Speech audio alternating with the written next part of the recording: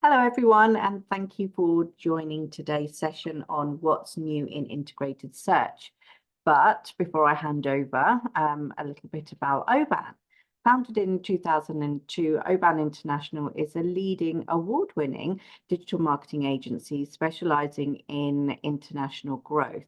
Our core services include paid media, SEO, content marketing, social media, CRO, and UX, which we view through an international lens. What makes us really unique, though, is our LIME network, which stands for Local In-Market Expert. And with over 450 lines in over 800 markets worldwide, we're able to offer our clients up-to-date cultural insights that allows them to seize the best marketing opportunities and avoid costly mistakes and ultimately lead to campaign success. We're also really proud to win numerous awards for our international growth partnership strategies and campaigns with Big Bus Tours. So without further ado, I will hand over to Jules, who will take you through today's session. Welcome, Jules. Thank you. Hi, everyone. So today we'll talk about search, and more precisely integrated search and how that's evolved.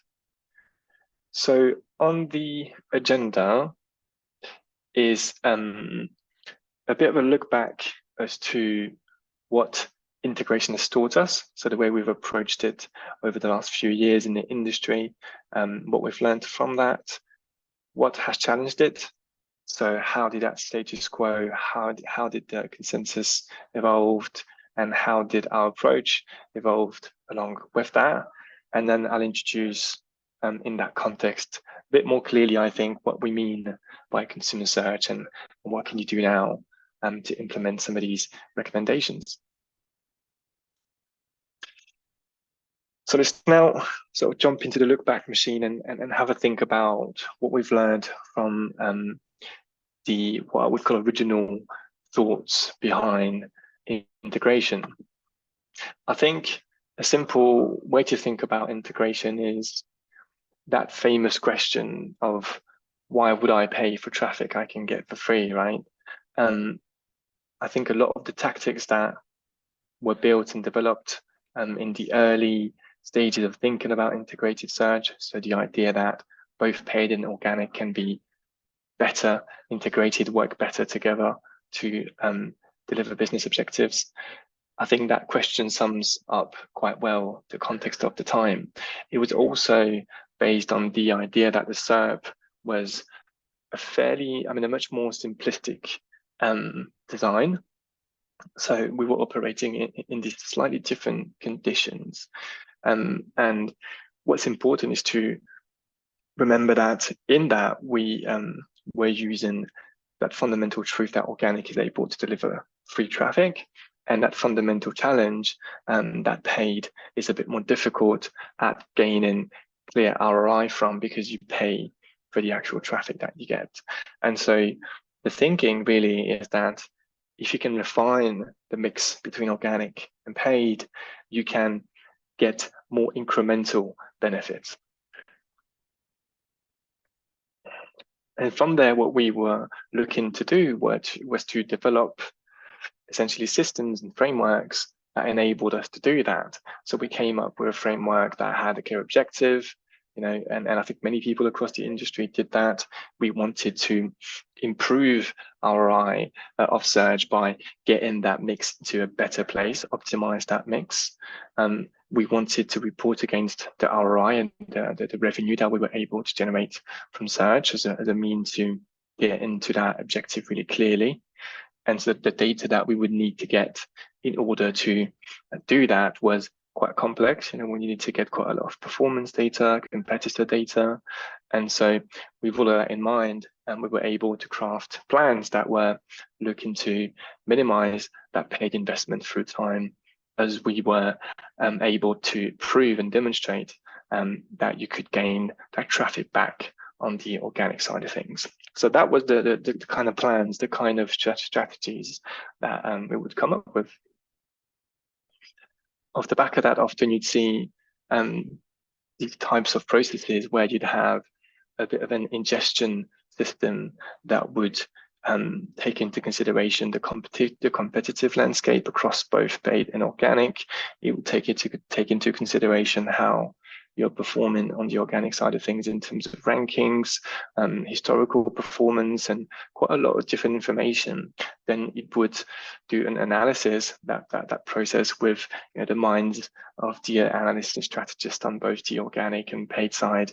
You'd get some analysis done, and then you'd kind of choose your keywords and say that particular portfolio or that particular keyword, we need to focus on the organic side of things, and so pause the media activation in order to get more incremental benefits. Or we would say, actually, the organic performance is not so strong and there's higher competition, so we want to focus on getting the media activated on that front. So this is the kind of process that we would implement. And behind that process, actually, you kind of had to build these cycles of quite heavy data processing and analysis and cyclical sort of actions in order to deliver against what you've just seen. So you had to get all of that data collected. You'd have to essentially do all of the data analysis and visualization to articulate why you were going to do what you were doing, and then deliver these actions and report against them. And you had to kind of think about, do I need to segment this data or these tactics by portfolio, by language, by device? Do I need to do that every month?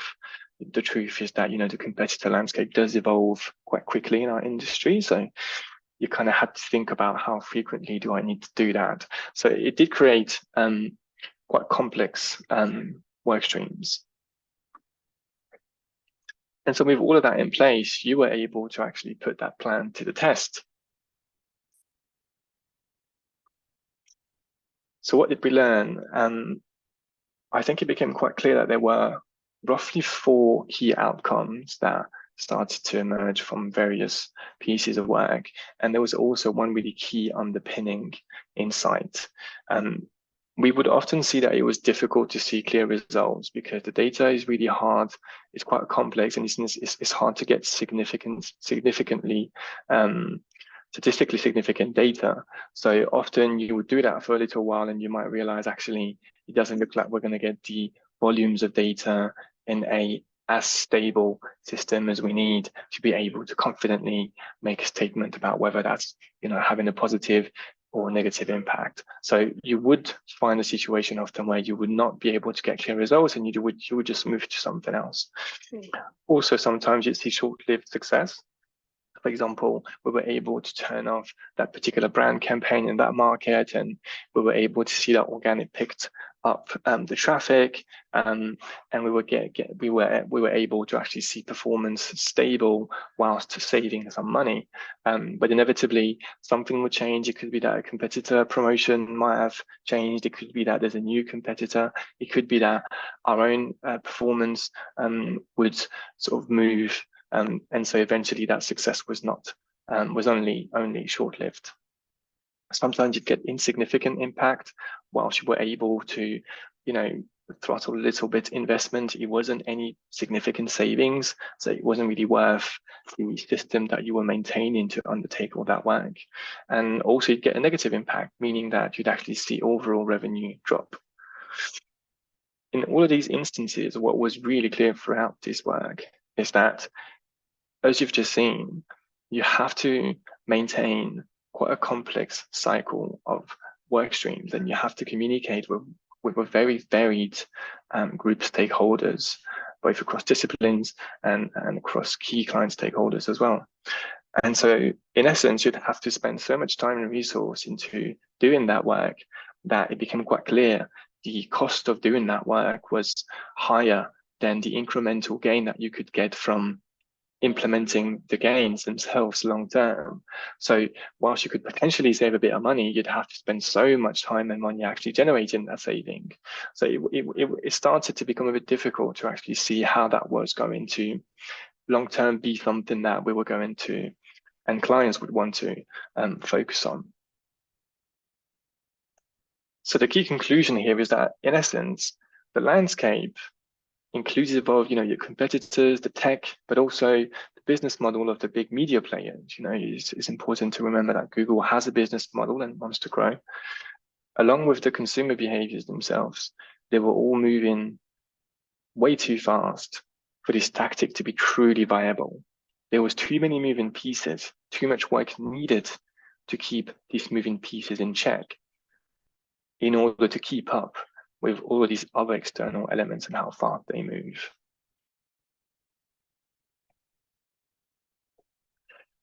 So why? What changed? What did we started thinking that it was possible, started to see some tactics and some things implemented, and what happened? Why did it start to move that much faster? Why was the data becoming so much more complex? I think that's what's interesting to go back over to understand. What do we do now? How do we think about these different tactics now?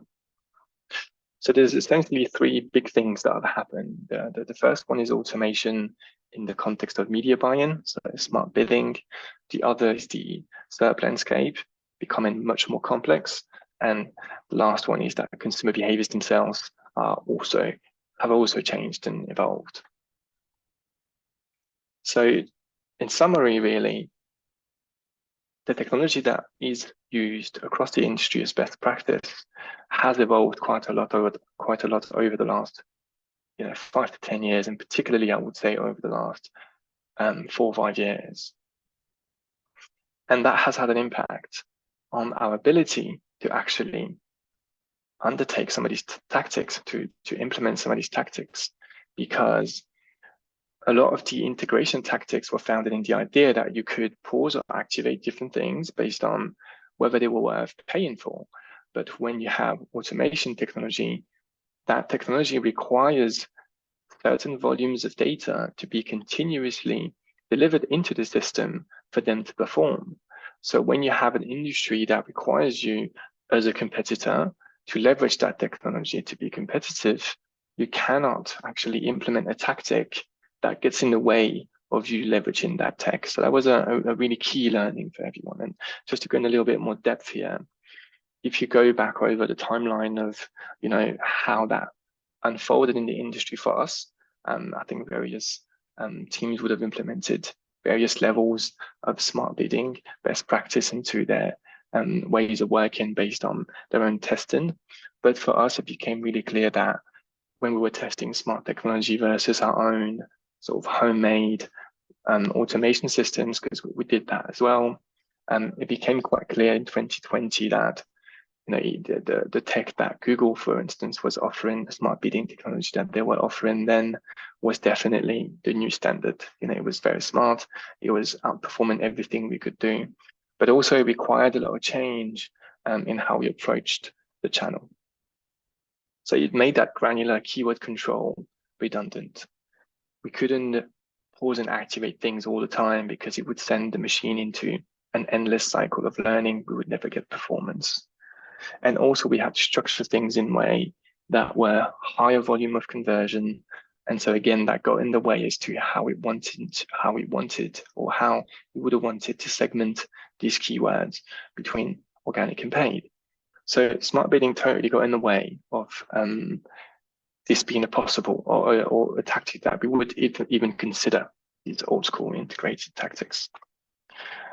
And just looking forward a little bit, it's very clear that we're moving towards more automated technology, more automated ad products. Performance Max, who everyone knows now, is clearly a good insight into what the future of ads is going to look like, which is you give the machine a whole bunch of assets, a whole bunch of creatives. You give it landing pages, you give it content about the brand and the products, and it will be able to automate most of the buy-in, most of the optimization for you. So all of this essentially directly clashes with the idea that granular control gets you incremental value. Granular control prevents you from using technology that empowers you to grow and compete. Other things that are worth bearing in mind are these headlines really about generated AI videos. I think it's going to be something that also impacts how we think about creatives. We know that TikTok is also evolving really quickly and helping with advertisers and creating great content.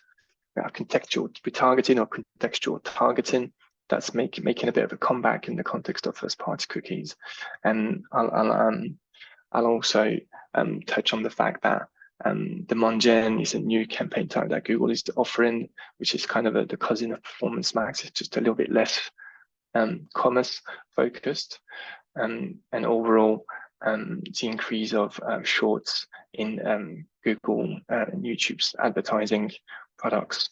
We also have Performance Max now available for Microsoft, so just some news to keep an eye on as well. But the second thing is that the SERP has become more complex, it's more fragmented, it's much richer. And so the idea that you can kind of track how am I performing across all these different elements at any and all time and react to that data is just not quite realistic anymore. So that's just, again, a simple timeline as to what happened with SERP features over the past few years. And it is actually quite impressive to see how quickly that has moved. 2018, you had blue links. I like to call them blue links because when we call them organic links, it kind of opposes them to the rest of the SERP features when they're actually all, to an extent, organic. So blue links, shopping, and then if you look now in 2024, the list is quite a bit longer. We've got images, we've got the people also ask, which is very popular. We've got snippets, we've got videos, we've got fave icons, SGE is now also a big part of the conversation, and you have these perspectives and forums types formats who are also now present on the SERP. Just to give you a little idea, if you search for wedding dresses in 2016, you'd see about 7 ads and some shopping elements, 12 images and 9 links. If you did that in 2024, you'd see about 32 ads, which is 25 more than there used to be. You'd see about 77 images, which is 65 more, and actually 1 less blue link. So just really puts in perspective how drastically different it is to actually perform and rank on the SERP in 2024 than it would have been in 2016. The other thing that is worth mentioning is that all of these features is not just about the fact that there are many individual features that can be displayed on the page. It's also about the compound effect of having them combined. And I think that's often something that is missed when having this conversation. When you have an algorithm that essentially wants to continuously test for the best combination, you're kind of always at the mercy of a new test or of a new combination. So this changes a lot and is designed to just be super duper personalized and tailored to the user's expectations. So it's important that brands and advertisers actually remember that that the measurement, of what is happening on the SERP and how to understand the behavior of the consumer is not just about individual features and tracking how individual features are actually working or being released. It's also about how is the SERP combining different features and how is it likely to impact that consumer's behavior. And then finally, that's a nice segue into how did the consumer behavior actually require us to change? Essentially, the consumers expect better and more of it when it comes to rich content and the experience of the SERP and the online acquisition. So tactics are kind of moving towards elements that enhance that experience. So firstly, we've got a very interesting article from Google from March of this year, which highlights a couple of things that are worth touching on today. The first one is that it takes 6 or more actions for 60% of consumers to decide on purchasing, which is something that is reminiscent of previous research from Google, but it's great to see that in 2024, it's still very much true. So 6 actions is plenty, and it's also much more than most internal attribution models would say if you look at your own data. So it's also important to remember that we can't report on everything that actually happens. This is just a good indicator of the fact that, of course, consumers have many different touch points with a brand or a product before they buy something. And of course, you're not always going to be able to measure them all. Then we've got that social plus search and complement each other point, which is really interesting again, because often the headlines at the moment will say that social is replacing search. I think that it's more social is becoming an extra layer to how people research and discover brands, but it's not necessarily replacing it. It's just a new layer of complexity on that journey. It's a new layer of content, of rich content. It's a new layer of entertainment, a new layer of exploration. But often people who find brands on social, they will also actively research them on search. That is very common behavior. And the idea that value is more important than loyalty now, I think is important as well. We often think that, you know, at the bottom of that funnel, we've got consumers who will just deliver us their lifetime value and they're in the end pretty much. But the truth is people, they go back to market every time they want to renew, every time they run out of something, every time they want to buy something new or a new updated piece of kit. So the value for money and the values of the brand are more important currently than being loyal to any one brand. And then finally, there's that great piece from McKinsey who says that introduces the concept of zero consumers, which doesn't really care about boundaries between the digital and the physical world, who again doesn't really go by loyalty, but by value, both value for money and brand value. That doesn't really bother looking at mid-range. Either is going to want something very well priced or very low priced for a particular product, and he might still have expectations, absolutely, in terms of brand value there. Either is going to go for the top range product, and of course net zero. The environmental commitments of brands now matter, and they weigh into the scales. So in conclusion, essentially, you have two disciplines who are shifting towards delivering an experience that is more omni-channel, that is more unified, and you have these slightly outdated tactics that are being left behind because they're not in harmony with what brands are trying to achieve, which is what consumers are behaving, which is the net result of how consumer behavior is evolving. So it's important to kind of appreciate that it is about unifying and it is about this omni-channel personalized experience. By opposing these two disciplines, you're not really doing that. Just to illustrate that, again, I think in a really simple nutshell, integrated search used to be thought about in that way. You had organic on one side, paid on the other, and what we call cannibalization in the middle. What we're thinking about now is much more like that, which is that you have a complex consumer journey, consumer behavior, which everyone is a lot more aware of now. You have many more devices at play, and you have and these darker bubbles focus more on the search elements. And you have these overlaps, and these overlaps, they're not cannibalizations, they're not opportunities to spend less or to oppose these two channels. They're opportunities to create that more unified brand experience and to actually capitalize on what could be a competitor edge. You know, if you're able to take a user from search to social to the physical to display to CTV seamlessly with a coherent story, branding, and experience, you're definitely going to stand out very, very clearly so. So this is what we think is now the way to compete on search, is to see these channels as two things that complement that journey. So consumer search, consumer first is really the place to start. So to introduce that concept, I think I'll start with a few bits of data. So first of all, we like to split that consumer journey into these three key stages: discovery, research, and purchase. Discovery being that moment of discovering a new brand, a product, and connecting with that brand. It's changing from the language around awareness. I think that point of that element of discovery is a bit more clearly representative of what the consumer is experiencing, and it helps highlight what type of measurements you're going to want in place. Research is about that phase where the consumer is exploring and evaluating. So both trying to keep excited, watching unboxing videos and reading cool blogs about the product they might buy, and also evaluating, making sure that they have criteria and that these criteria are being met. consumer reviews, the actual brand website itself as well, and other types of rich content. And then we have that purchase stage, which is that sort of very delicate moment, which can be broken by the slightest, smallest nuances. So it is about just creating a very smooth, great brand experience.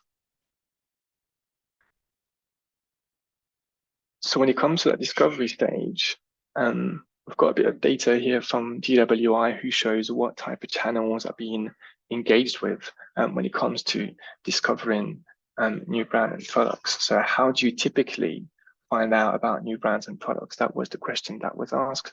This is that's Q3 2023 data, so that's very recent. So if we go by generation and by channel, and starting by on the left hand side, you've got search engines. It's important to highlight at that point that by search engine, TWI, that data set doesn't mean your website. It means the search engine. It means I've typed this on Google and I found information there, and then that led me to discovering a brand or product. So it could be that it's a search feature. It could be that it's a blog. Say you're looking to buy new headphones, you type in top 10 best headphones 2023 or best headphones 2023. You're probably going to be met with a lot of blog content, with a lot of specialist content around reviews, and often that's where people also find content, even if it's not directly. It can be directly on the search result page, or it can be just consulting various blogs. So this is an important point because the brand website is actually much further down the list, just not even on this graph. But also importantly, we can see there that social media plays a big role. So if you look at Gen Z, you can clearly see that 31% of respondents actually say that social media is where they typically find out about new brand and products. But still, 28% of them still also do that on search engine. So it doesn't mean that they do not ever go on the search engine. It means that a bigger proportion of them tends to experience that on social media, but then also might go on other channels to further look into things. So then when we look at millennials, we've got a fairly even split with a slight skew towards search, which is interesting. And Gen X, we've got also a heavy skew towards search, but also these behaviors are very clearly happening across TV and across word of mouth as well. So in terms of insights, it's quite clear that you need rich content. You need to be discoverable outside of how your website is performing on search in order to be there early on that consumer journey at that discovery stage. You need to think about outreach, and you need to think about creator content as well, because there are plenty of opportunity to get your product on a blog or on a specialist website, as well as on a tech influencers website, a specialist influencers video unboxing. There are plenty of editorial opportunities there and of product placement, essentially, opportunities that are important to look at that stage. Just doing search is not going to be enough, really, to grow long term. And CTV is a big opportunity as well. Going into the research phase, we can see how search engine becomes a bit more important at that stage. 55% for Gen X, 49 for millennials, and 45 even for Gen Z. Social networks are actually still massive for Gen Z, which is no surprise. So you can see how these two channels, it kind of helps understand that insight that we saw earlier in the presentation around people who discover or look at products on social also do that on search engines. They're definitely the two big places people research elements. And then we can still see that consumer reviews is mega important. And then finally, the actual brand website itself is finally in the top 4. So only at that stage does your website actually really and truly matter in that decision-making process, or makes its way to the top 4 of what matters most. So in terms of insights, you need to find that competition outside of search if you want to drive that research phase through to your product. You need to think about social in that stage as well. and you need to look at consumer reviews, but there's no way around that. And then finally, whilst organic and paid search seem like a slightly smaller part of that, smaller slice of that cake, it's important to bear in mind that it is highly measurable. So even though, for example, for Gen Z, only 29% of respondents say that they research using search, using the brand, the product website as a key source, it still matters that this is where you're going to get the highest reportable ROI. Can highlight that messy middle, which is often what we call it, that messy middle research page. We've got this gorgeous visual, but also I kind of wanted to touch on the idea that, you know, it's not a straightforward process. People back and forth between behaviors associated with evaluating products and behaviors associated with exploring product. So there's multiple touch points that are going to happen. Then the competition is really fierce, and this is where you genuinely might lose a good prospect.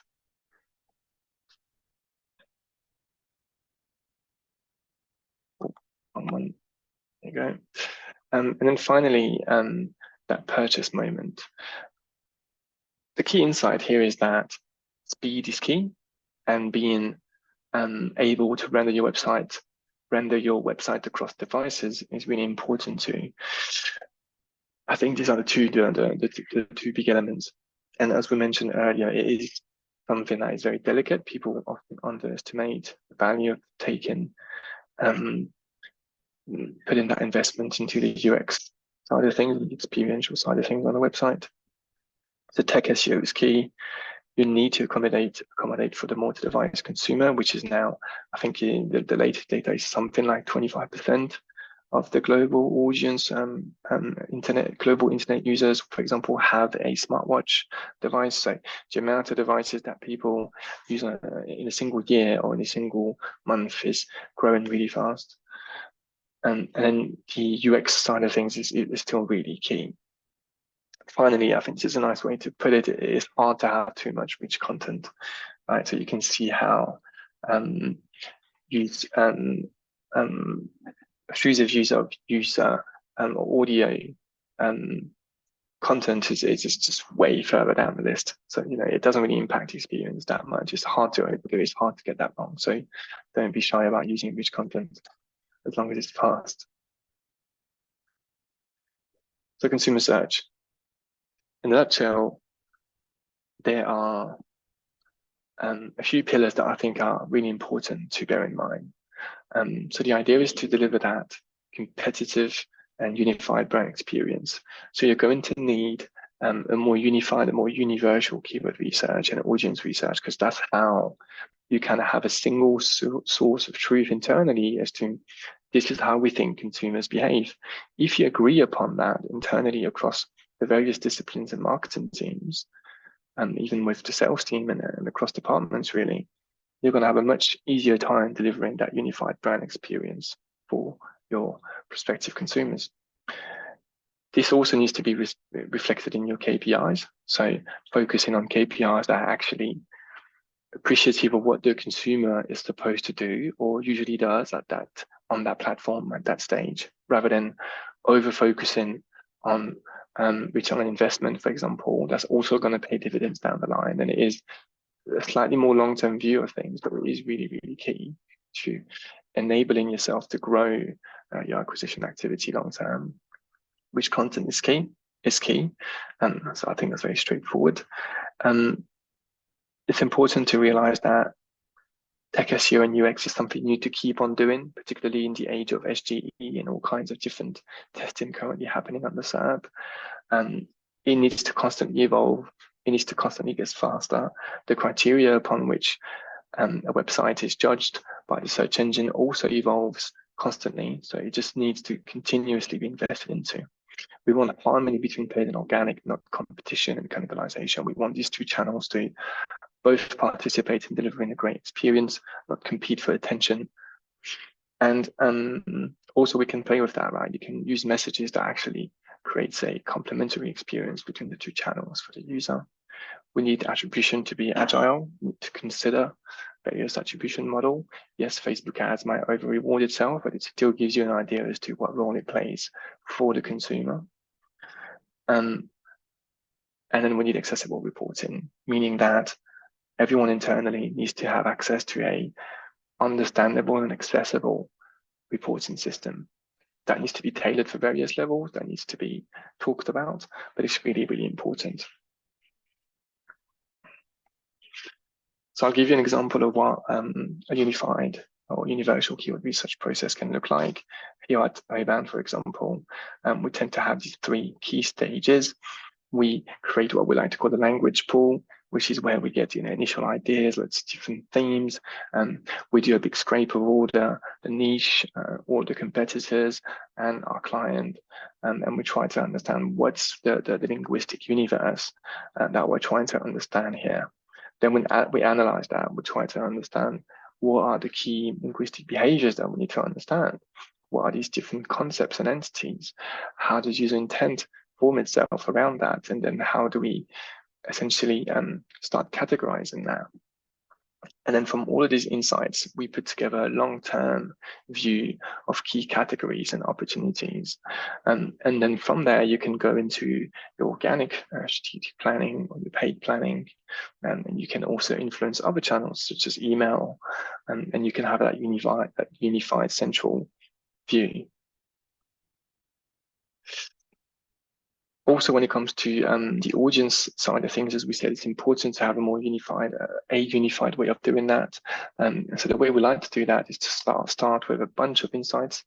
Use GWI, Statista, our clients' analytics data as well to do that, and then we try to understand, what's our global understanding, what's our overall generic or holistic understanding of demographics and some of these key attributes of our target audience. Then we go to our land network and we leverage our international expertise to understand what are the local behaviors. We know how overall the audience, what the audience looks like, but usually, if we work with someone who's trying to grow internationally, these insights are going to be skewing towards their market of origin. And often we need to actually try to localize, if we know that, say, this brand who is massive in Canada, US or UK, if we're trying to go to, say, South America or Europe or a certain Asian market, we need to understand how do these attributes, how do they translate for that local audience. So we go to our land network and we do all kinds of research to understand what are these local sensitivities. And then we finally create a toolkit off the back of that to enable us to then leverage all that research into any channel activation. So off the back of this, essentially, you get a toolkit that can enable you to go live on LinkedIn, just like you could do for Pinterest, just like you could do for Facebook, YouTube, or Google Display. So the idea is to create something scalable. And again, it unifies that insight into one central place, whether you're looking at that type of ad campaign, whether you're looking at maybe thinking about particular phrasing or particular imagery for creatives for an email, or whether it's even for content on a page, social content. So in summary, we don't think that integration is should focus on opposing organic and paid channels anymore, because it can lead to a lot of missed opportunities. We think that consumer search is a good vision because it is founded in what consumers want to see, which is a more unified brand experience and what we know consumers react well to. And the idea is to focus on that consumer search vision in order to deliver more scalability for the brands as well. So as we look to evolve these processes, we should get more scalability and a better consumer experience. Here is why we think consumer search is the new integrated search. I think we're pretty much bang on time.